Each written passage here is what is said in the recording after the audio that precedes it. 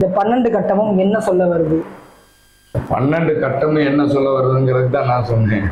உங்களுக்கு சுப்பிரமணி உங்களுக்கான அந்த கட்டத்திலே கொடுத்திருப்பான்.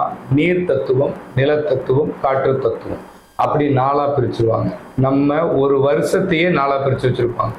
உயிர் எழுத்துக்கள் 12, ஆ முதல் அக்கு வரை, ஆ முதல் அக்கு வரை, உன்னுடைய பிறப்பு முதல் இறப்பு வரை. அர்த்தம் பார்த்துக்குங்க. ஆ முதல் அக்கு வரை, பிறப்பு முதல் இறப்பு வரை. உங்களுக்கு ஒரு குழந்தை பிறக்கும் போது சந்திரன் வடிவுல நீர் குடம் இருக்கும், அதுக்குள்ளதான் குழந்தை இருக்கும். அந்த குழந்தை நீர் குடம் உடைத்து வெளியில் வரும். செல்லும் போது நம் முன்னோர்கள் எப்படி ஆராய்ச்சி பண்ண 3 கொத்து கொத்தி நீர் குடம் உடைச்சு நீர்ப்பானை உடைச்சுதான் வெளியானும். அப்போ இந்த உடலினுடைய தன்மை அழிமை தவிர உயிர் அழியாது. அதான் சத்து போகும் செத்து போகாது. அப்போ இந்த சத்தை முடிஞ்ச வரைக்கும் பாதுகாக்கணுங்க. அந்த இதுலயே சொல்லியிருக்கேன், நீ என்ன தத்துவத்துல பிறந்திருக்க, உன் உடம்பு எந்த